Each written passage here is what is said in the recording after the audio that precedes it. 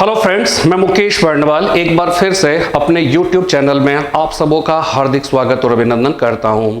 आज के भारतीय राष्ट्रीय आंदोलन की इस वीडियो में हम लोग एक ऐसे विषय के बारे में बात करने वाले हैं जिसने भारतीय राष्ट्रीय आंदोलन को एक नए युग में प्रवेश किया, एक ऐसे युग में ले गया जिसने ब्रिटिश सरकार के लिए परेशानियों का एक भयंकर सिलसिला प्रारंभ कर दिया।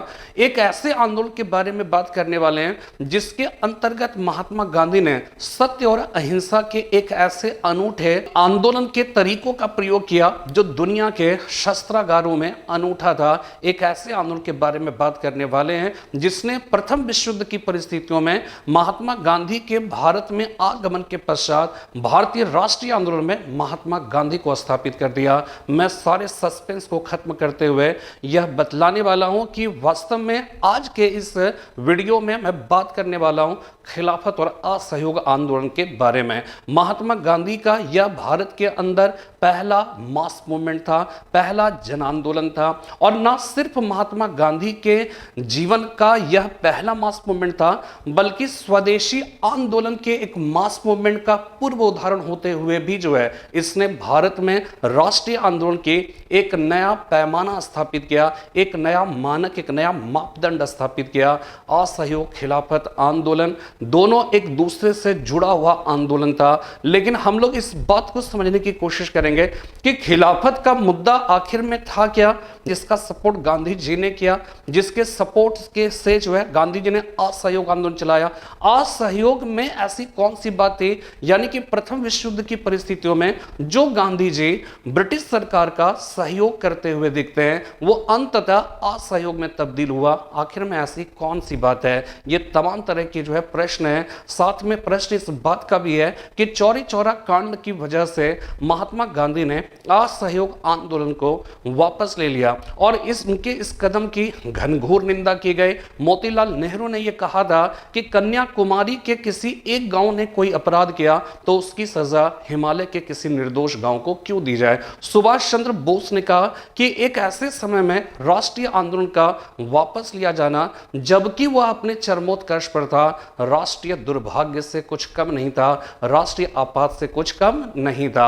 आखिर में हम सब कैसे महात्मा गांधी के इस आंदोलन की वापसी का हम तालमेल बिठाएंगे, उनके सकारात्मक परिणाम का या सकारात्मक सोच का। अगर आंदोलन वापस नहीं लेते तो फिर क्या हो सकता था, आंदोलन वापस लेकर गांधी जी ने राष्ट्रीय आंदोलन को कितनी महती सेवा की है, ये सारी बातें वो पड़ताल की बात है। और मैं कोशिश करूंगा कि इस वीडियो में इन सारी बातों का चित्रण करूं, इसका विवरण करूं और आप सब इसे शुरू से अंत तक देखिएगा। मैं बार बार इसलिए कहता हूं क्योंकि मुझे यह लगता है कि मैं आपके लिए मेहनत कर रहा हूं और फिर आप उसे पूरा ना देखें तो फिर हमारी मेहनत वो क्या है कि बेकार है, ठीक है ना। उम्मीद करिए या विश्वास करिए कि आप इस तरह का लेक्चर यूट्यूब के चैनल पे कहीं पर भी आप नहीं देखते होंगे। आप कुछ ना कुछ तो डिफरेंसेस इन दिनों फील कर रहे होंगे कि यूट्यूब पर मैं जिस कह सकते हैं कि जिस तारतम्यता के साथ और जिस जोश के साथ और जिस कह सकते हैं क्रमबद्धता के साथ चीजों को रखते हुए आगे बढ़ रहा हूं वो आपको YouTube में शायद ही देखने को मिला होगा, ठीक है।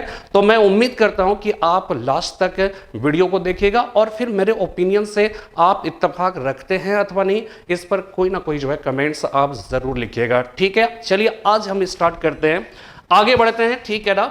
देखिए यहां पे हमने लिखा है खिलाफत और असहयोग आंदोलन, ठीक है। 1920 से 22 ईस्वी के बीच है, इंग्लिश में खिलाफत एंड नॉन कोऑपरेशन मूवमेंट हमने लिखा, ठीक है। खिलाफत जो शब्द है ना वो खलीफा से निकला है, वो कैलिफ वो क्या है CALIFPH, ठीक है ना। कैलिफ वो खलीफा है। खलीफा की बात अगर करिए तो वास्तव में क्या हुआ कि 632 ईस्वी में मोहम्मद साहब का जब इंतकाल हुआ तो मोहम्मद साहब के आचारों का, विचारों का, उनके सदाचारों, उनके सिद्धांतों का जो आगे ले गए, ठीक है ना, जो आगे ले जाने वाले लोग थे उनको खलीफा कहा गया। खलीफा का तात्पर्य तो ऐसे लायक बेटा होता है। खलीफा अरबी भाषा के शब्द खल्फ से निकला है जिसका तात्पर्य होता है लायक बेटा। तो मोहम्मद साहब के तुरंत बाद जो है बारी बारी से अबू बकर, उमर, उस्मान और अली जैसे 4 जो खलीफा हुए, जिनको रशीदुन खलीफा कहा गया, जिनको सनमार्गी खलीफा कहा गया। और ऐसा इसलिए कहा गया क्योंकि वो जो मोहम्मद साहब थे उनके विचारों के वो अक्षरशः पालन करने वाले थे। उनके जीवन में सादगी थी। उमैयद वंश के पहले कि ये जो 4 खलीफा थे ना, इन लोगों के जीवन में सादगी थी। थोड़ा बहुत जो है शिया और सुन्नी जैसे कुछ मामले जो है यहाँ पर आते हैं, लेकिन ओवरऑल जो है ये चारों के चारों मोहम्मद साहब के विचारों के अक्षरशः पालन करने वाले थे। इसलिए इनको रशीदुन खलीफा या फिर सनमार्गी खलीफा कहकर पुकारा जाता है। और ये जो खलीफा होते थे ना, ये पूरे दुनिया के मुस्लिमों का धार्मिक प्रधान होते थे। और 1920 में कह सकते हैं कि इसके पहले अगर देखा जाए तो मदीना से पहले जो है, बाद में जो है वो सीरिया में, सीरिया के बाद जो है ये बगदाद में गया, बगदाद के बाद जो है ये मिस्र में गया, और मिस्र के बाद फिर तुर्की में। यानी 1920 में जब असहयोग आंदोलन प्रारंभ हुआ था, उस समय खलीफा का जो पद था वो पद केंद्रित था कहां पे? तुर्की में। ठीक है, तुर्की में जो है वहां पर तुर्की का जो सुल्तान था, वो सुल्तान ना सिर्फ तुर्की का सुल्तान था बल्कि पूरे मुस्लिम जगत का, पूरे संपूर्ण मुस्लिम जगत का वो धार्मिक प्रधान होता था।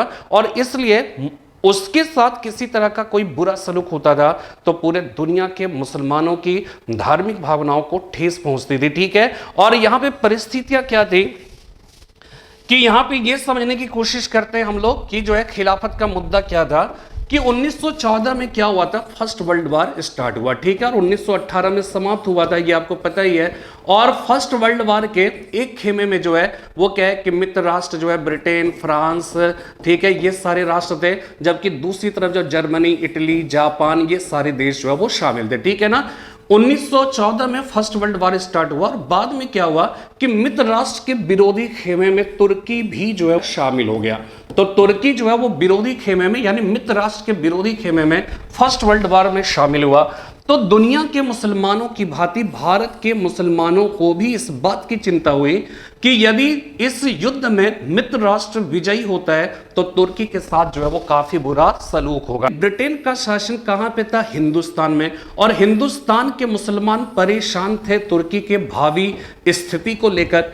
तो अंग्रेजी सरकार ने भारत के मुसलमानों का सहयोग इस युद्ध में हासिल करने के लिए उसने भारत के मुसलमानों से, ब्रिटेन का प्रधानमंत्री उस समय लॉर्ड जॉर्ज था, लॉर्ड जॉर्ज ने भारत के मुसलमानों से यह कहा कि आप इस युद्ध में मेरा साथ दीजिए। मैं आपको इस बात का विश्वास दिलाता हूं कि यदि इस युद्ध में हम जीतते हैं तो युद्धोपरांत तुर्की के साथ कोई बुरा सलूक नहीं किया जाएगा। ठीक है, देखिए ये सारी बातें समझिएगा, यहीं से आपको पता चलेगा, ये बैकग्राउंड बन रहा है कि मोहम्मद अली जिन्ना अभी तक जो है सरोजिनी नायडू के द्वारा कहे गए हिंदू मुस्लिम एकता के राजदूत, एम्बेसडर ऑफ हिंदू मुस्लिम जो यूनिटी का, अभी उसका पूरा प्रदर्शन कर रहे हैं। उसके हिसाब से जो है मोहम्मद अली जिन्ना अपने जो है कह सकते हैं कि अपनी भूमिका जो है तय कर रहे हैं। ठीक है ना, लेकिन यहां पे अभी जितनी बातें मैं कर रहा हूं आप ध्यान रखिएगा, ये इतना महत्वपूर्ण है। ये एक प्रकार से मोहम्मद अली जिन्ना के कह सकते हैं कि एक प्रकार से हम ये कह सकते हैं कि उनका भारतीय जो राष्ट्रीय आंदोलन था, ठीक है, उससे थोड़ा सा जो मोहभंग है, उस मोहभंग का हम ये नहीं कह सकते कि अभी एकदम अलगाववाद की ओर अग्रसर हो गए, पाकिस्तान के लंबरदार बन गए, ऐसा भी नहीं है। लेकिन यहां से एक मोहभंग होता है, और वो मोहभंग क्यों होता है ये आप समझिएगा। उस मोहभंग से भी यह प्रतीत होता है कि वो कितने बड़े राष्ट्रवादी थे। अभी आप इसको समझिएगा कि यहां पे क्या हुआ कि 1914 में फर्स्ट वर्ल्ड वार स्टार्ट हुआ। मित्र राष्ट्र जो है वो क्या है कि उसके विरोधी खेमे में तुर्की शामिल हुआ। तुर्की का जो सुल्तान था पूरे दुनिया के मुसलमानों का धार्मिक प्रधान था। जैसे ही विरोधी खेमे में शामिल हुआ, कहते हैं कि पूरे दुनिया के मुसलमानों को इस बात की चिंता हुई कि यदि मित्र राष्ट्र इस युद्ध में विजयी होता है तो तुर्की के साथ बुरा सलूक किया जाएगा। भारत के मुसलमानों की परेशानी देखकर ब्रिटेन के प्रधानमंत्री लॉर्ड जॉर्ज, जो किसी भी सूरत हाल में इस दौरान भारतीयों को नाराज नहीं करना चाहते थे, भारतीयों को परेशान नहीं करना चाहते थे, या फिर उसकी परेशानी से उसे हर हाल में मुक्त करना चाहते थे ताकि उसके खिलाफ कोई ये आंदोलन ना कर दे जिससे मित्र राष्ट्र की स्थिति खराब हो जाए। तो ब्रिटेन के प्रधानमंत्री लॉर्ड जॉर्ज ने क्या किया, भारत के मुसलमानों से यह कहा कि आप मेरा साथ दीजिए, आप मित्र राष्ट्र का साथ दीजिए। मैं यकीन दिलाता हूं, मैं विश्वास दिलाता हूं कि यदि इस युद्ध में मित्र राष्ट्र विजयी रहता है तो तुर्की के साथ बुरा सलूक नहीं होगा। भारत के मुसलमानों ने यह सोचा कि अगर मैं साथ नहीं देता हूं मित्र राष्ट्र का या ब्रिटेन का, और तो ऐसी स्थिति में अगर मित्र राष्ट्र जीत जाएगा तो तुर्की के साथ बहुत ही बुरा सलूक होने वाला है, और अगर साथ दे देता हूं और अगर मित्र राष्ट्र जीतते हैं तो ये वायदा कर रहे हैं कि तुर्की के साथ बुरा सलूक नहीं होगा।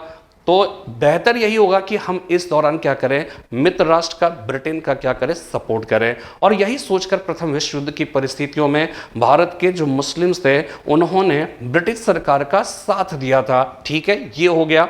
अब यहां पे समझना ये है कि गांधी जी का असहयोग कैसे जो है वो कन्वर्ट हुआ। तो हमने आपको बताया था कि प्रथम विश्व युद्ध की परिस्थितियों में महात्मा गांधी ने ना सिर्फ जो है ब्रिटिश सरकार का साथ दिया बल्कि भारतीयों से आह्वान भी किया कि वो ब्रिटिश सेना में शामिल हो जाए। ठीक है, ब्रिटिश सेना में शामिल हो जाए, यानी भारत के मुस्लिम्स जो है किसी और कारण से असहयोग और कारण से सहयोग दे रहे थे। प्रथम विश्व युद्ध की परिस्थितियों में महात्मा गांधी की जो सोच थी सहयोग देने के पीछे, हमने आपको बताया था दो रीजन। एक रीजन ये था, महात्मा गांधी का ये कहना था कि सामने वाले से अगर मैं कुछ पाना चाहता हूं, हम सब पाना चाहते हैं, तो उनकी विषम परिस्थितियों में हमें उनका साथ देना चाहिए। और दूसरी इंपॉर्टेंट बात कि वो मित्र राष्ट्र या ब्रिटेन का साथ इसलिए भी दे रहे थे क्योंकि मित्र राष्ट्रों ने इस बात की घोषणा कर रखी थी कि इस प्रथम विश्व युद्ध में मित्र राष्ट्र के शामिल होने का जो मकसद है, जो उद्देश्य है, अपने किसी स्वार्थ की पूर्ति करना नहीं बल्कि विश्व में लोकतांत्रिक मूल्यों की रक्षा करना हमारा उद्देश्य है। तो गांधी जी को यह लगता था कि जिसका उद्देश्य ही है विश्व में लोकतांत्रिक मूल्यों की, डेमोक्रेटिक जो वैल्यूज है उसको जो है उसको प्रोटेक्ट करने की, तो जाहिर सी बात है कि अगर इन विषम परिस्थितियों में हम भारतीय ब्रिटिश सरकार का साथ देते हैं तो ब्रिटिश सरकार क्या करेगी, युद्धोपरांत भारत में उन्हीं लोकतांत्रिक मूल्यों को भी बढ़ावा देगी जो कि उनका घोषित लक्ष्य रहा है। और यही सोचकर महात्मा गांधी ने उनका साथ दिया। जगह जगह पे जाकर उन्होंने भारतीयों से आह्वान किया कि वो ब्रिटिश सेना में शामिल हो। उनको सेना भर्ती करने वाला सार्जेंट कहा गया। उनके द्वारा प्रथम विश्व युद्ध की परिस्थितियों में दिए गए अप्रतिम सहयोग से खुश होकर ब्रिटिश सरकार ने उन्हें कैसरे हिंद की उपाधि भी प्रदान की। अब यहां पे देखिए मुस्लिम्स भी कोऑपरेट कर रहे हैं, गांधी जी भी कोऑपरेट कर रहे हैं, लेकिन अब देखिए होना क्या है, जो जो युद्ध आगे खिसकता गया, मित्र राष्ट्र की स्थिति अच्छी होती गई, धुरी राष्ट्र की स्थिति खराब होती गई, तो जाहिर सी बात है तुर्की की भी स्थिति क्या होगी, खराब होगी। और खराब होगी, इधर क्या हुआ कि ब्रिटेन की स्थिति यानी मित्र राष्ट्र की स्थिति जो जो अच्छी होती गई, ब्रिटेन की उच्छृंखलता, अनुशासनहीनता बढ़ने लगी, खासकर भारत के दृष्टिकोण से। और भारत के मुसलमानों से जो प्रॉमिस किया था वो प्रॉमिस जो है इसका क्या है कि एकदम मुस्लिम्स को ये लगने लगा कि ये उसके हिसाब से काम नहीं कर रहे हैं। ये ब्रिटेन जो है वो क्या है, तुर्की के साथ बुरा सलूक कर रहा था। ठीक है, और बुरा सलूक कर रहा था तो इससे क्या हुआ, भारत के मुस्लिम्स का एक मोहभंग हुआ ब्रिटिश सरकार से। और ये सीधे तौर पे लगा कि जिस वायदे के साथ हम मुसलमानों ने ब्रिटिश सरकार का साथ दिया, उस वायदे के हिसाब से ब्रिटेन की सरकार जो है तुर्की के साथ व्यवहार नहीं कर रहे हैं। मुस्लिम्स का मन जो है वो क्या कि खिन्न उठा। ठीक है, एक तरफ अब आप देखिएगा मुस्लिम्स ने सहयोग किया, असहयोग की ओर क्यों बढ़ गए। ठीक है, ये बात आपको समझ में आ गई। अब हम देखते हैं गांधी जी असहयोग की ओर क्यों आ गए।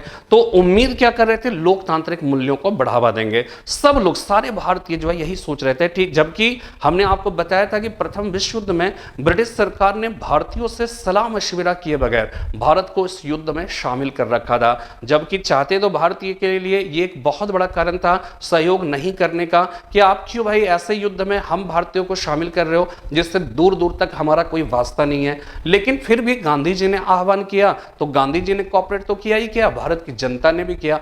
तो जनता ने सहयोग किया। तो जब आप किसी को सहयोग करते हो, ठीक है ना, तो आप की विषम परिस्थितियों में उसके बदले में आप उसको क्या करोगे, उसको आप रिटर्न दोगे, आप उसको कुछ पुरस्कार दोगे, कुछ अवार्ड दोगे, रिवार्ड दोगे, या फिर उसके साथ बुरा सलूक करोगे आप। तो वास्तव में हुआ यहां पर ये, हम उम्मीद कर रहे हैं कि हमने कॉपरेट किया तो आप हमारे लिए अच्छा करेंगे, लेकिन हम सब उम्मीद यही कर रहे थे, लोकतांत्रिक मूल्यों का एक कह सकते हैं कि जो ढिंडोरा पीट रखा था, उसी की एक काल्पनिक दुनिया में हम सारे भारतीय उस समय जी रहे थे, ठीक है ना। और गांधी जी भी जो है इसी कल्पना में वो जी रहे थे, भारतीय जी रहे थे। लेकिन हुआ क्या, अब देखिए युद्ध जैसे ही खत्म हुआ, खत्म होने वाला था, उसके पहले ही 1915 का डिफेंस ऑफ इंडिया एक्ट, उसको परमानेंट बनाने की बात करने लगे। और 1917 में उन्होंने क्या किया, सिडनी रॉलेट की अध्यक्षता में एक जो है रॉलेट समिति की नियुक्ति की, और उसी रॉलेट समिति की नियुक्ति की सिफारिश पर 1918 में इसकी सिफारिश आई, रिपोर्ट आया, और इसी रिपोर्ट के आधार पर 1919 ईस्वी में एक अधिनियम पारित हुआ, anarchical and revolutionary crime activities act, जिसे कि रॉलेट एक्ट कहकर पुकारा जाता है। और इसके अंतर्गत था क्या, किसी भी भारतीय को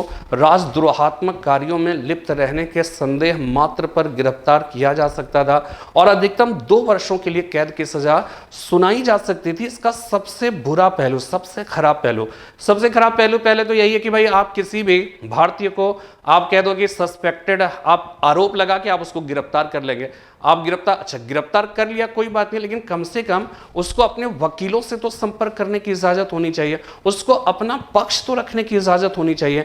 लेकिन ऐसा कोई अधिकार नहीं था। ब्रिटिश सरकार ने रॉलेट अधिनियम के अंतर्गत एक प्रकार से भारतीयों के जो कह सकते हैं कि जो अधिकार थे, जो न्यूनतम अधिकार होने चाहिए, उन सारे अधिकारों से एक प्रकार से वंचित कर देने वाला अधिनियम था। इसीलिए गांधी जी इस बात से बड़े दुखी हुए और एक तरह से कह सकते हो कि उनकी उम्मीदों पर तुषारापात हुआ, उनकी उम्मीदों पर वज्रपात हुआ, और गांधी जी ने इसीलिए इस रॉलेट अधिनियम को बिना अपील, बिना वकील और बिना दलील का कानून का गांधी जी का मोहभंग हुआ। उसके बाद क्या हुआ कि गांधी जी ने रॉलेट अधिनियम के खिलाफ एक सत्याग्रह चलाया, जिसको रॉलेट सत्याग्रह कहा गया। ये सब डिटेल में एक वीडियो में मैं बात कर चुका हूं, ठीक है। रॉलेट सत्याग्रह चलाया। रॉलेट सत्याग्रह का असर पंजाब में था। पंजाब के 2 अत्यंत लोकप्रिय नेता डॉक्टर सत्यपाल और सैफुद्दीन किचलू को गिरफ्तार कर लिया गया उसी रॉलेट अधिनियम के अंतर्गत, और उनको धर्मशाला नामक स्थान में वहां पर ले जाकर नजर बंद कर दिया गया, ठीक है। और इसी का विरोध करने के लिए 13 अप्रैल 1919 को जालियांवाला बाग में स्थानीय लोगों के द्वारा, पंजाब के स्थानीय लोगों के द्वारा एक शांतिपूर्ण विरोध सभा का आयोजन किया गया, जिस पर जनरल आर डायर ने अंधाधुंध गोलियां बरसाई, जिसमें सरकारी रिपोर्ट के अनुसार 379 लोग जो है वो शहीद हो गए और 1200 के आसपास लोग जो है वो घायल हो गए। इतनी विभत्स घटना थी, इतना भयानक जो है एक प्रकार से नरसंहार था, जिसकी मिसाल दुनिया में नहीं मिलती है, और जिसकी आलोचना न सिर्फ भारतीयों ने बल्कि इंटरनेशनल लेवल पर एक तरह से इसका जबरदस्त विरोध किया गया। यहां तक कि विंस्टन चर्चिल जैसा साम्राज्यवादी कट्टरता के लिए बदनाम ब्रिटिश राजनीतिज्ञ ने भी हाउस ऑफ कॉमन्स में जालियांवाला बाग कांड को ब्रिटिश साम्राज्य के इतिहास में एक ब्लैक स्पॉट कहकर पुकारा, एक काला धब्बा कहकर जो है पुकारा था। पूरी दुनिया स्तब्ध रह गई, पूरी मानवता जो है शर्मसार हो गई। लेकिन क्या था, गांधी जी का एक रॉलेट अधिनियम के अंतर्गत जो है मोहभंग हो गया था। दूसरा मोहभंग हुआ जालियांवाला बाग कांड जैसा भयानक नरसंहार की वजह से। सबसे बड़ी बात कि एक तो इतने बड़े भयानक आपने जो है नरसंहार को जन्म दिया, इसके बाद आपने क्या किया, पंजाब में मार्शल लॉ लागू कर दिया। जो जालियांवाला बाग में सारे लोग एक साथ मर गए ऐसा तो नहीं है ना, उसमें बहुत सारे लोगों को बचाया जा सकता था। अगर समय पर उनको फर्स्ट एड मिल जाता, समय पर उनको हॉस्पिटल्स पहुंचाया जाता, तो जाहिर सी बात है कि उनको कहीं ना कहीं कुछ ना कुछ जो है बहुत सारे लोगों को बचाया जा सकता था। लेकिन दर्द से लोग परेशान थे, कराहते रहे, लेकिन उनका सुनने वाले कोई नहीं था। और कुछ दिनों के बाद, कुछ समय के बाद वे सारे लोग भी जो है वो क्या है कि दम तोड़ दिया। इतनी भयानक घटना थी, महात्मा गांधी का मन जो है क्रम क्षुब्ध हो उठा। ऊपर से मार्शल लॉ, ऊपर से जो है अत्याचार की एक मतलब कह सकते हैं कि एकदम जितनी तांडव जो है मचाया जा सकता था, उस तरह की स्थिति को वहां पर जो है वो क्या है कि अपनाया गया, ब्रिटिश सरकार ने खेला। गांधी जी का मन जो है वो खिन्न हो उठा और इसके बाद जो है फिर क्या है कि उन्होंने ये प्लान कर लिया कि उनको अब एक बड़े आंदोलन की जो है वो क्या है कि तैयारी करनी है। और इसमें देखिएगा सबसे बड़ी बात कि जालियांवाला बाग कांड हुआ, ऊपर से मार्शल लॉ हुआ, और सबसे बड़ी बात कि जो जिस उस कांड की जांच हेतु जिस हंटर कमेटी का गठन किया, उस हंटर कमेटी की रिपोर्ट में क्या कहा गया, उसमें कहा गया जनरल आर डायर ने अपने अधिकारों का जरूरत से ज्यादा प्रयोग किया, लेकिन जो कुछ भी किया पूरी निष्ठा के साथ किया। वहां के हाउस ऑफ लॉर्ड्स ने उसे सम्मान की तलवार दी, उसे ब्रिटिश साम्राज्य का शेर कहा। तो ये सारी जो स्थिति थी, सारी जो बातें थी, वो इस बात का द्योतक था कि ब्रिटिश सरकार ने प्रथम विश्व युद्ध की परिस्थितियों में महात्मा गांधी और भारतीय साथ में जो मुस्लिम्स थे, ठीक है, उनके द्वारा दिए गए जो सहयोग था, सहयोग के अपने अपने रीजन हो सकते हैं, लेकिन उस सहयोग के बदले में जो मिलना चाहिए और जिस बात की उम्मीद भारतीय कर रहे थे, उस हिसाब से ब्रिटिश सरकार ने कार्य नहीं किया और इस वजह से भारतीय जो है नाराज थे। और तब जो है फिर क्या है कि असहयोग आंदोलन की, खिलाफत आंदोलन की पृष्ठभूमि बनेगी। अच्छा, एक बात और ध्यान रखिएगा कि वास्तव में क्या होता है कि कोई आंदोलन में, ये तो एक कह सकते हो कि आंदोलन का आप तात्कालिक कारण कह सकते हैं, इसका एक इमीडिएट कॉज आप कह सकते हो, लेकिन आंदोलन के सिर्फ यही कारण नहीं होते। केवल इस कारण से सारी जनता आपके साथ नहीं हो जाती है। जनता का कोऑपरेशन गांधी जी को इसलिए मिला क्योंकि प्रथम विश्व युद्ध की वजह से हिंदुस्तान में महंगाई बहुत ज्यादा बढ़ गई थी। ठीक है, याद रखिएगा कि सबसे बड़ी जो मुझे अभी तक समझ में आया कि किसी भी स्थिति का जो सबसे बड़ी समस्या होती है ना, वो क्या होती है, इकोनॉमिक प्रॉब्लम्स होते हैं। तो प्रथम विश्व, अभी आप समझ जाइए कि अभी जो कोरोना संकट है, लॉकडाउन का पीरियड है, हम सब भारतीय जो है झेल रहे हैं और हम सब संघर्ष से उभर भी जाएंगे, ठीक है ना, क्योंकि हम जो है हम सब यही मान के चलते हैं, हम होंगे कामयाब, एक दिन मन में है विश्वास, पूरा है विश्वास, ठीक है ना, ये सारी चीजें हैं। लेकिन क्या होगा कि जब लॉकडाउन की स्थिति खत्म होगी ना, तो ये सरकार ऐसा नहीं, सरकार अभी से ही सोच रही है कि लॉकडाउन का पीरियड खत्म होगा तो फिर हमें किस तरह से जो आर्थिक, जो एक कह सकते हैं कि एक समस्याओं का जन्म होगा, उसका कैसे हम निराकरण करेंगे, इस पर सरकार लगातार काम कर रही है। ठीक है, सारे मजदूर जहां जहां पे काम थे अब उसको तुरंत वापस काम मिलेगा, ऐसा कुछ भी नहीं है, सब वापस आ रहे हैं, अब सबको उनको खपाना है, उनको कहीं ना कहीं लगाना है। तो एक बहुत बड़ी समस्या होती है आर्थिक समस्या। तो प्रथम विश्व युद्ध की वजह से ऊपर से भारत को आपने इन्वॉल्व भी कर लिया, भारत के संसाधनों का प्रयोग किया, तो ऐसी स्थिति में भारत में महंगाई काफ़ी ज़्यादा बढ़ गई थी और उसी वजह से लोग संत्रस्त थे, निराश थे। और ऐसी स्थिति में क्या था कि तब जो है वो क्या हुआ कि ब्रिटिश सरकार के खिलाफ जो है एक जो सहयोग की नीति प्रथम विश्व युद्ध की परिस्थितियों में थी, वो असहयोग में तब्दील हुआ और फिर खिलाफत और असहयोग आंदोलन जो है वो क्या है कि उसकी पृष्ठभूमि बनी। तो उम्मीद करता हूँ कि खिलाफत आंदोलन क्या था ये आप समझ गए। ठीक है, कि खिलाफत में क्या है, तुर्की के साथ बुरा सलूक हुआ था। गांधी जी के असहयोग की बात करें, क्यों असहयोग से सहयोग से असहयोगी हो गए, क्योंकि उन्होंने सहयोग दिया, रिवार्ड कुछ नहीं मिला, वो जो है रॉलेट अधिनियम आ गया, जालियांवाला बाग कांड आ गया, मार्शल लॉ हो गया, हंटर कमेटी की जो रिपोर्ट थी वो रिपोर्ट में एकदम मतलब ऐसी बात कही गई कि जो जले पर नमक छिड़कने के समान था। तो अब जो है वो क्या है कि गांधी जी ने सोच लिया था कि ब्रिटिश अन्याय का उत्तर जो है असहयोग से दिया जाएगा। ये सारी बात समझिएगा। तो खिलाफत और असहयोग आंदोलन 1920 से 22 है। खिलाफत जो है खलीफा कैलिफ से संबंधित है। तुर्की का सुल्तान इन दिनों संपूर्ण मुस्लिम जगत का धार्मिक प्रधान यानी खलीफा होता था। और असहयोग आंदोलन में सहयोग नहीं करने का आंदोलन था। अब क्या है इसको आगे समझते हैं, ठीक है ना। अब देखिए असहयोग आंदोलन या खिलाफत का जो आंदोलन था, पहले हम खिलाफत के मुद्दे को समझ लें। ठीक है, उद्देश्य खलीफा के पक्ष में आंदोलन करना था। ठीक है, यहां पर यह समझिएगा कि भारत के मुस्लिम्स ब्रिटिश सरकार से नाराज क्यों थे।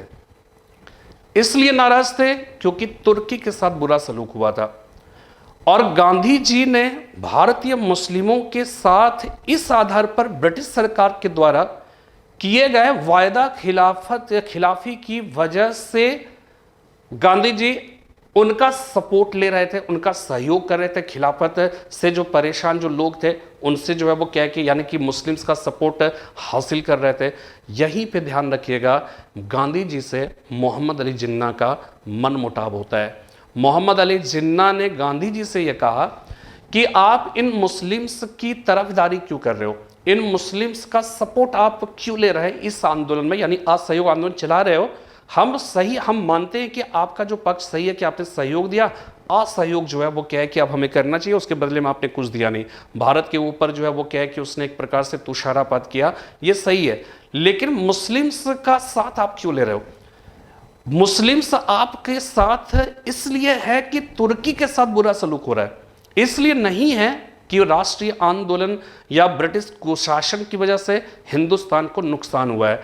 मोहम्मद अली जिन्ना ने गांधी जी से कहा कि अगर आप खिलाफत के मुद्दे पर, यानी धर्म के मुद्दे पर, किसी धार्मिक मुद्दे को लेकर अगर भारतीय मुस्लिम्स को अगर आंदोलन में शरीक करते हैं तो ये आने वाले समय में भारतीय राष्ट्रीय आंदोलन में एक प्रकार से उसके नजरिए में बदलाव करेगा, उसको धार्मिक चश्मे से देखने की एक दूषित परंपरा की शुरुआत होगी।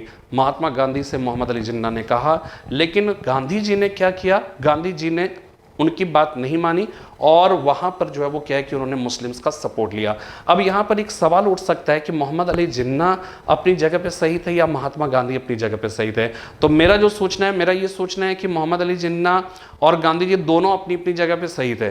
मोहम्मद अली जिन्ना का जो सोचना था कि भाई आप जो है क्यों सपोर्ट कर रहे हो, इसलिए सपोर्ट आंदोलन में शरीक हो रहा है क्योंकि खिलाफत के साथ बुरा सलूक हो रहा है, ठीक है ना। लेकिन जो है वास्तव में मोहम्मद अली जिन्ना चाहते थे कि आप सपोर्ट इसलिए करिए राष्ट्रीय आंदोलन को कि देश को नुकसान हुआ है, हमारा मुद्दा जो है। इसलिए यहां पे गांधी जी, मोहम्मद अली जिन्ना जो है उन्होंने कहा धर्म छोड़िए, धर्म का अपना एक अलग मुद्दा है, लेकिन आप इसलिए शामिल होइए आंदोलन में क्योंकि देश को नुकसान हुआ है। मित्र, जो ब्रिटिश सरकार है उसने देश का शोषण किया है, दोहन किया है। भारत आज अकाल दरिद्रता की जर्जर में, उसकी जो है जंजाल में फंसा हुआ है। तो आप इस आधार पर सपोर्ट करिए, लेकिन आप सपोर्ट क्यों कर रहे हैं, तुर्की के साथ बुरा सलूक हुआ। गांधी जी का क्या सोचना था, गांधी जी का यह सोचना था कि मुस्लिम्स हो या कोई भी बिछड़ा हुआ अगर भाई है, और बिछड़ा हुआ मैं इसलिए कह रहा हूं क्योंकि 1906 के मुस्लिम लीग की स्थापना के बाद जो है कह सकते हैं कि उसकी एकमात्र कोशिश ये हो रही थी, और उसके थ्रू जो है भारत के कह सकते हैं मुसलमानों को ब्रिटिश सरकार बरगलाने की कोशिश कर रही थी, ठीक है, वो उसका सपोर्ट हासिल करने की कोशिश कर रही थी। मुस्लिम लीग का गठन ही किया गया था ब्रिटिश सरकार के षड्यंत्रों के परिणाम स्वरूप, ताकि भारत के मुसलमानों को उसका सदस्य बनाकर ब्रिटिश सरकार के प्रति राजभक्त बनाया जाए, ठीक है, उसकी कोशिश हो रही थी। और ऐसी परिस्थिति में जाहिर सी बात है कि जो मुस्लिम्स को ब्रिटिश सरकार मोटिवेट करने में लगी हुई थी, अगर ऐसी स्थिति में मेरे हिसाब से अगर महात्मा गांधी जो मुस्लिम्स किसी कारणवश जो भारतीय राष्ट्रीय आंदोलन में शरीक होना चाहते थे, अगर गांधी जी यहां पर उनको ठुकरा देते, उनको इस मोहम्मद अली जिन्ना जैसा चाहते थे, अगर उस आधार पे, उस ग्राउंड पे अगर उसको ठुकरा देते, तो ये हमें लगता है कि मुस्लिम्स को ब्रिटिश सरकार के द्वारा ये कहा जाता कि जो है वो क्या है कि तुम उधर जा रहे हो, ठीक है ना, उसने तो ठुकराया और अब हम ही एकमात्र ऐसे जो है तुम्हारे शुभ चिंतक है जो भारत में तुम्हारी स्थिति को बेहतर कर सकता है। तो गांधी जी को यह लगा कि कारण जिस वजह से हो, अगर कोई बिछड़ा हुआ भाई सुबह का भूला अगर शाम को घर वापस आ जाता है तो उसे भूला नहीं कहते हैं, चाहे वो जिस रीजन से हो। तो गांधी जी को जो है वो क्या है कि उनको ऐसा लगा कि नहीं, इनका सपोर्ट अगर नहीं लेंगे तो ये क्या होगा कि ब्रिटिश सरकार इनको और जो है वो क्या है कि अपने पक्ष में कर लेगी, और वो चूंकि हम इनको सपोर्ट नहीं करेंगे तो ये उनसे मोटिवेटेड भी हो जाएंगे। तो गांधी जी ने एक मौका देखा और सबको गले लगा लिया, और गले लगा लिया। उसके बाद असहयोग, खिलाफत का मुद्दा, असहयोग आंदोलन से जुड़ा मुद्दा उधर दूर हो गया। रीजन जो है चाहे जो भी हो, लेकिन जब जुड़े तो ये दोनों जो है मतलब इतने तत्परता से इस आंदोलन में भाग लिया। बल्कि आप ये कह सकते हो कि महात्मा गांधी ने, और ये सही भी है कि अगर आपसे कभी सवाल पूछा जाए कभी भी कि हिंदू मुस्लिम एकता के दृष्टिकोण से निम्नलिखित में से कौन सा आंदोलन हिंदुस्तान का सबसे महत्वपूर्ण आंदोलन था, उसमें स्वदेशी भी दिया रहेगा, असहयोग भी दिया रहेगा, सविनय अवज्ञा भी दिया रहेगा, भारत छोड़ो आंदोलन भी दिया रहेगा। याद रखिएगा इसका सही जवाब होगा असहयोग आंदोलन। असहयोग आंदोलन क्यों ऐसा हुआ, हिंदू मुस्लिम एकता का एक अभूतपूर्व प्रदर्शन जैसा कि महात्मा गांधी ने कहा, ऐसा क्यों हुआ, क्योंकि खिलाफत का मुद्दा जुड़ गया। तो मुद्दा चाहे जो भी हो, लेकिन हिंदू मुस्लिम एकता का जबरदस्त आंदोलन हुआ। और इतना आप समझ जाइए कि जो है मोहम्मद अली जिन्ना जो है वो गांधी का विरोध करते रहे, ठीक है, और मोहम्मद अली जिन्ना की नाराजगी या उनके विरोध की वजह से जो खिलाफत समिति के सदस्य जो उस समय अली बंधु वगैरह सब थे, उन लोगों ने मोहम्मद अली जिन्ना तक को जो है मोहम्मद अली जिन्ना को काफिर तक कह दिया था कि ये कुफ्र में विश्वास नहीं करता, ये एक प्रकार से जो है वो क्या है कि ये इस्लाम धर्म का विरोधी है, जो खलीफा की बात नहीं मानता या खलीफा की दयनीय स्थिति से जो है ये कह सकते हैं कि इसका कोई वास्ता नहीं है, तो ये इस्लाम धर्म का विरोधी है, उसे काफिर तक कह दिया गया था। लेकिन मोहम्मद अली जिन्ना जो है अपने मुद्दे पर डटे रहे और अंततः जो है इन्होंने इस समय कांग्रेस को वो छोड़ भी दिया, ठीक है। लेकिन गांधी जी जो है वो अपना काम करते रहे, ठीक है। तो मोहम्मद अली जिन्ना ने क्यों किया, ठीक है। अब आप देखिए कि खिलाफत के मुद्दे से नाराज जो मुस्लिम्स थे, उस मुस्लिम्स को एक जो है वो समिति की जरूरत थी। उद्देश्य खलीफा के पक्ष में इन्होंने क्या किया, अखिल भारतीय खिलाफत समिति का गठन किया, ठीक है। सितंबर 1919 में एक मुस्लिम सम्मेलन का आयोजन लखनऊ में हुआ। इसके परिणाम स्वरूप क्या हुआ, अखिल भारतीय खिलाफत समिति, ऑल इंडिया खिलाफत कमेटी का गठन हुआ। तो ऑल इंडिया खिलाफत कमेटी के सदस्य जो है वो बता रहे, लेकिन इस कमेटी का उद्देश्य क्या था, खलीफा के पक्ष में आंदोलन करना। इसके जो सदस्य थे पहले समझ लीजिए, अली बंधु। अली बंधु बहुत बार पूछा गया, मौलाना मोहम्मद अली और शौकत अली, ये दो भाई थे अली बंधु। अबुल कलाम आजाद हो गए, हसरत मोहानी हो गए, ठीक है, हाकिम अजमल खां हो गए, ये सब के सब अखिल भारतीय खिलाफत समिति के सदस्य थे। यानी कि उस समय के बहुत ही महत्वपूर्ण जो है व्यक्ति, महत्वपूर्ण पर्सनैलिटी जो है इसके सदस्य थे। और ऑल इंडिया खिलाफत कमेटी का ध्यान रखिएगा, गठन हुआ सितंबर 1919 में और 23 नवंबर 1919 ईस्वी को इसका पहला सम्मेलन दिल्ली में हुआ। इसके अध्यक्ष कौन थे, फजलुल हक, और इसके एक सत्र की अध्यक्षता करने के लिए गांधी जी को भी बुलाया गया और गांधी जी ने इसमें स्पीच दिया था और कहा था कि ब्रिटिश अन्याय का उत्तर असहयोग से दिया जाएगा। यह सवाल देखिए, ये इसलिए मैंने लिखा इतना कि यह सवाल पूछा जा चुका है कि खिलाफत समिति का जो पहला सम्मेलन नवंबर 1919 में दिल्ली में फजलुल हक की अध्यक्षता में हुआ था, उसके एक सत्र की अध्यक्षता किसने की थी, निम्नलिखित में से किसने भी की थी, तो महात्मा गांधी ऑप्शन दिया रहेगा, महात्मा गांधी ने की थी। और यह भी ध्यान रखिएगा, इसी फजलुल हक की अध्यक्षता वाले जो पहला सम्मेलन खिलाफत समिति का हुआ था दिल्ली में, इसमें गांधी जी ने जो कहा ना, ब्रिटिश सरकार के अन्याय का उत्तर असहयोग से दिया जाएगा। तो एक सवाल यह भी आता है कि गांधी जी ने असहयोग शब्द का, नॉन कोऑपरेशन शब्द का प्रयोग सबसे पहली बार कब किया था, तो यही खिलाफत समिति की पहला जो सम्मेलन हुआ था ना, वो जो है नवंबर 1919 में दिल्ली में फजलुल हक की अध्यक्षता में, उसी के एक सत्र की अध्यक्षता करते हुए महात्मा गांधी ने सबसे पहली बार असहयोग शब्द का प्रयोग किया था, ठीक है ना। इसके बाद देखिएगा पूरी कहानी जो है घोषणा, अब गांधी जी ने क्या किया, 28 जुलाई 1920 को असहयोग आंदोलन की घोषणा की। लेकिन जो प्रारंभ हुआ कब, 1920 में 1 अगस्त 1920 को। 1 अगस्त 1920 को जिस दिन प्रारंभ, पहले से ही गांधी जी ने घोषणा कर दी थी कि 28 जुलाई 1920 ईस्वी को उन्होंने घोषणा की कि 1 अगस्त 1920 को यह आंदोलन प्रारंभ होगा।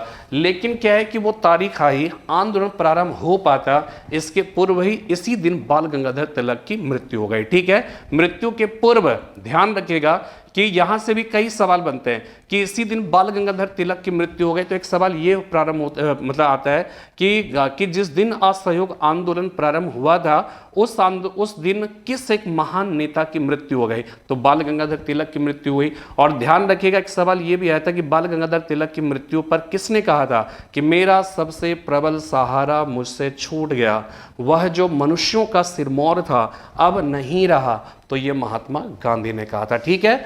तो तिलक की डेथ हुई। अच्छा, एक बात और भी समझिएगा, एक सवाल यह भी आया था कि असहयोग आंदोलन प्रारंभ होने के पूर्व निम्नलिखित में से किस एक महान व्यक्ति ने उसे अपना समर्थन दिया था, मृत्यु के पूर्व अपना समर्थन दिया था, तो ध्यान रखिएगा बाल गंगाधर तिलक। और बाल गंगाधर तिलक का कह सकते हैं कि उनकी डेथ हुई तो एक युग का अवसान हो गया, युग का अवसान हो गया। और महात्मा गांधी के भारतीय राष्ट्रीय आंदोलन में एक प्रमुख व्यक्तित्व के रूप में उनके उभार के पूर्व तिलक जो है राष्ट्रीय आंदोलन के मुख्य कर्ता धरता था।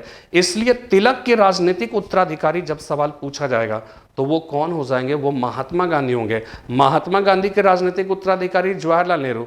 महात्मा गांधी खुद किनके राजनीतिक उत्तराधिकारी थे, बाल गंगाधर तिलक। यहाँ गोपाल कृष्ण गोखले मत बोलिएगा, गोपाल कृष्ण गोखले महात्मा गांधी के राजनीतिक गुरु हैं, उनके पॉलिटिकल टीचर हैं। मोहम्मद अली जिन्ना के पॉलिटिकल टीचर हैं गोपाल कृष्ण गोखले, ठीक है। लेकिन अगर गांधी जी के बारे में पूछा जाएगा कि वो किनके राजनीतिक उत्तराधिकारी थे, तो गोपाल कृष्ण गोखले मत लगाइएगा, ये राजनीतिक उत्तराधिकारी हो जाएंगे बाल गंगाधर तिलक के, ठीक है। तो बाल गंगाधर तिलक के, अब यहाँ पे देखिए इसी दिन बाल गंगाधर तिलक की मृत्यु हुई। गांधी जी ने कहा मेरा सबसे प्रबल सहारा मुझसे छूट गया, वह जो मनुष्यों का सिरमौर था अब नहीं रहा। इसी प्रकार ध्यान रखिएगा मोहम्मद अली जिन्ना, ये स्टेटमेंट आ चुका है। किसने कहा था मेरा सबसे प्रबल सहारा मुझसे छूट गया? गांधी जी ने। किसने बाल गंगाधर तिलक को एक चतुर तथा व्यवहारिक राजनीतिज्ञ कहा था? मोहम्मद अली जिन्ना ने, ठीक है। इसलिए मैंने यहाँ लिखा है 1 अगस्त 1920 को जो है प्रारंभ हुआ, 28 जुलाई 1920 को ही इस बात की घोषणा हुई थी। आंदोलन प्रारंभ हो पाता, इसके पूर्व ही डेथ हुई, बावजूद इसके गांधी जी ने इसी दिन आंदोलन प्रारंभ किया। सामान्य तौर पर क्या है कि जिस दिन डेथ हो जाती है तो हम लोग अवकाश की घोषणा कर देते हैं, ठीक है ना। लेकिन गांधी जी ने क्या किया, इतने महान व्यक्तित्व की डेथ होने के बावजूद भी उन्होंने कहा, उनको ऐसा लगा कि इनके प्रति सच्ची श्रद्धांजलि यही होगी कि हम सब इसी दिन आंदोलन प्रारंभ करें। तो ध्यान रखिएगा असहयोग आंदोलन 1 अगस्त 1920 को प्रारंभ हो गया। अब आप समझिए 1 अगस्त 1920 को प्रारंभ हुआ, लेकिन कांग्रेस को अभी तक कांग्रेस का समर्थन हासिल नहीं था। तो कांग्रेस का समर्थन, आंदोलन प्रारंभ पहले हुआ, समर्थन की कोशिश अब हुई। आंदोलन एवं कांग्रेस सितंबर 19 अगस्त में प्रारंभ हो गया। सितंबर 1920 में कांग्रेस की एक विशेष बैठक लाला लाजपत राय की अध्यक्षता में, कहां पे? कलकत्ता में। ध्यान रखिएगा ये कलकत्ता में हुआ था, ठीक है ना। कलकत्ता में इसका आयोजन हुआ। इसमें गांधी जी ने स्वयं असहयोग आंदोलन का प्रस्ताव पेश किया, लेकिन इसका विरोध हुआ, ठीक है। इसका विरोध हुआ और विरोध किसने किसने किया? एनी बेसेंट ने, मोहम्मद अली जिन्ना ने बता ही दिया, CR दास, मोतीलाल नेहरू भी थे, हालांकि मोतीलाल नेहरू ने बाद में सपोर्ट किया। Annie Besant, Mohammad Ali Jinnah, CR दास आदि ने, ठीक है ना। तो विरोध के बावजूद भी लेकिन क्या हुआ? पेश हुआ। और ध्यान रखिएगा एक सवाल यह भी पूछा जाता है कि महात्मा गांधी को किसने शैतान कहा था? तो ये हो जाएंगे एनी बेसेंट, ठीक है ना। अब एनी बेसेंट ने क्यों विरोध किया, यह भी एक बहुत बड़ा सवाल है, ठीक है ना। CR दास ने क्यों विरोध किया, मोहम्मद अली जिन्ना ने क्यों विरोध किया, ये तो समझ में आ गया। एनी बेसेंट ने क्यों विरोध किया, ये ध्यान रखिएगा। एनी बेसेंट का होम रूल आंदोलन याद करिए। उनका आंदोलन का तरीका क्या था? शांतिपूर्ण और संवैधानिक प्रावधानों के अंतर्गत रहते हुए, यानी जो नरम पंथियों के तौर तरीके थे, वो शांतिपूर्ण संवैधानिक आंदोलन के तरीके थे, जिसमें हड़ताल की बात नहीं थी, जुलूस की, बहिष्कार, मास मूवमेंट की बात नहीं थी। लेकिन गांधी जी ने क्या किया? इन सबों का प्रयोग किया, सत्य और अहिंसक रहते हुए, लेकिन इन सब का जो है इस्तेमाल उन्होंने किया। तो इस्तेमाल किया, तो इस वजह से क्या हुआ कि एनी बेसेंट को यह लगा कि यह आंदोलन का तरीका सही नहीं है, और एनी बेसेंट ने क्या किया? महात्मा गांधी का विरोध किया। उनको लगा कि कभी कभी इस दुनिया में इंसान शैतान की जो है शक्ल में आते हैं, और महात्मा गांधी वैसे ही शैतान है। और मैं एनी बेसेंट क्यों, बस अंतर समझिएगा। एनी बेसेंट शांतिपूर्ण संवैधानिक आंदोलन के तरीकों में विश्वास करती थी, और उसमें जो है हड़ताल, जुलूस, बहिष्कार, मास मूवमेंट की बात नहीं थी। गांधी जी क्या करते थे? इस पर जो है भरोसा करते थे, ठीक है, और कहते थे भाई सर्वथा अहिंसक रहेगा, मैं पूरी कोशिश करूंगा, लेकिन ये हमारा अधिकार है और हम हड़ताल, जुलूस, बहिष्कार, मास मूवमेंट करेंगे। तो ये चीज जो है ये। दूसरी बात, CR दास की बात करिए, मोतीलाल नेहरू की बात करिए, तो इन लोगों ने क्यों विरोध किया? क्योंकि असहयोग आंदोलन में, अभी आगे देखेंगे, बल्कि यहां पे समझिए कि असहयोग में एक कार्यक्रम था उपाधियों को लौटाना, दूसरा चुनाव का बहिष्कार करना, ठीक है। असहयोग कैसे करेंगे? तो एक था तरीका चुनाव का बहिष्कार करना, और क्या हुआ था? अब इसको समझिए कि होम रूल आंदोलन जब हमने बताया तो उसमें बताया कि 1917 में मॉन्टेग्यू घोषणा हुआ, 1918 में मॉन्टेग्यू चेम्सफोर्ड रिपोर्ट आया, 1919 में मॉन्टेग्यू चेम्सफोर्ड सुधार अधिनियम आया, और इस अधिनियम के अंतर्गत प्रांतों में द्वैध शासन की स्थापना होनी थी, और उसके लिए चुनाव होना था। नवंबर 1920 में पहला चुनाव होने वाला था, नवंबर 1920, नवंबर 1923 में दूसरा, नवंबर 1926 में तीसरा। ये अभी स्वराजवादी, इसके बाद वाला जब आंदोलन पढ़ेंगे तो उसकी जरूरत पड़ेगी। तो ध्यान ये रखिएगा कि नवंबर 1920 में भारत में चुनाव होने वाला था। सीआर दास का यह कहना था कि आप चुनाव का 1 अगस्त 1920 में आंदोलन प्रारंभ हो गया है, सितंबर 1920 में चुनाव हुआ, कांग्रेस की बैठक हो रही है और नवंबर 1920 में चुनाव होने वाला है। तो अगस्त में वो असहयोग आंदोलन प्रारंभ हो गया। तो प्रारंभ हो गया का मतलब है कि ये सारे कार्यक्रम उसमें अपनाए जाएंगे। उसमें चुनाव का बहिष्कार भी है, चुनाव के बहिष्कार का मामला चल रहा था। सितंबर 1920 में कलकत्ता में कांग्रेस का अधिवेशन हुआ। सीआर दास ने विरोध इसलिए किया, उन्होंने कहा कि चुनाव का बहिष्कार वाला जो मुद्दा है इसको आप मत अपनाइए और हम सब चुनाव में आंदोलन करें, लेकिन चुनाव में भी भाग लें। अब क्यों भाग ले? तो बहुत सारे लोग कहते हैं कि सत्ता लोलुप थे वे लोग, सीआर दास, मोतीलाल नेहरू वगैरह। ऐसा नहीं है। विरोध करने का रीजन क्या, मतलब उसमें चुनाव में भाग लेने का रीजन क्या था? उन लोगों का ये सोचना था कि अगर चुनाव में हम सब भाग नहीं लेंगे तो ऐसी स्थिति में क्या होगा कि और लोग, ऐसे लोग चले जाएंगे जो ब्रिटिश सरकार के पिछलग्गू बन जाएंगे, तो उससे देश को और नुकसान होगा, देश को फायदा नहीं होगा, देश को उससे नुकसान होगा।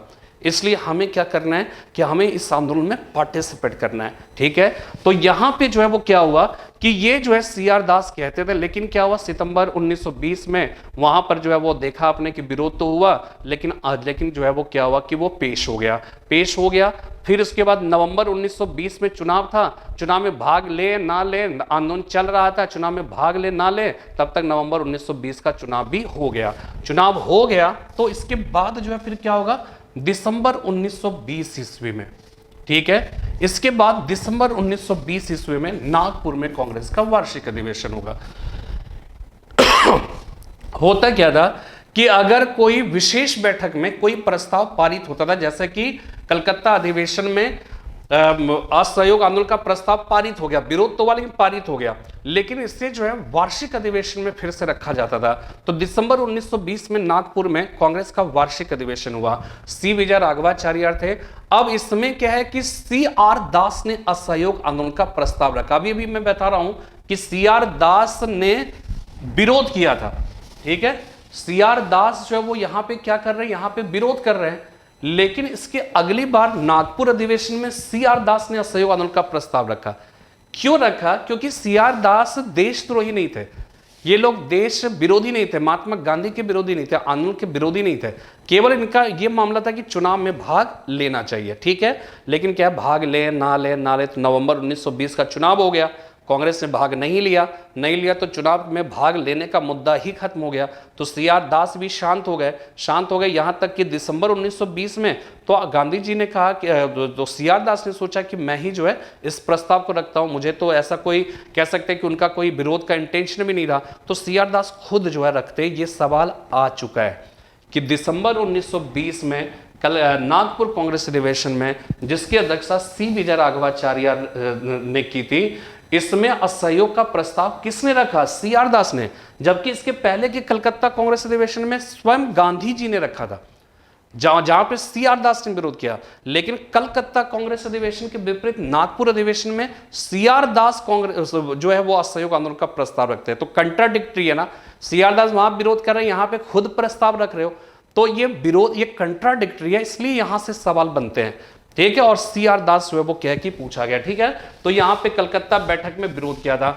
अब यहां पे देखिए असहयोग आंदोलन की जो बैठक है, कार्यक्रम जो असहयोग है ना, अब असहयोग के कार्यक्रम को भी जो है वो क्या है कि इसमें समझना है। ठीक है ना, असहयोग के कार्यक्रम को समझना है, लेकिन मैं चाहूंगा कि इसके बारे में एक अलग से वीडियो बनेगा और उसमें, यानी कि ये खिलाफत और असहयोग आंदोलन की एक वीडियो हो गया।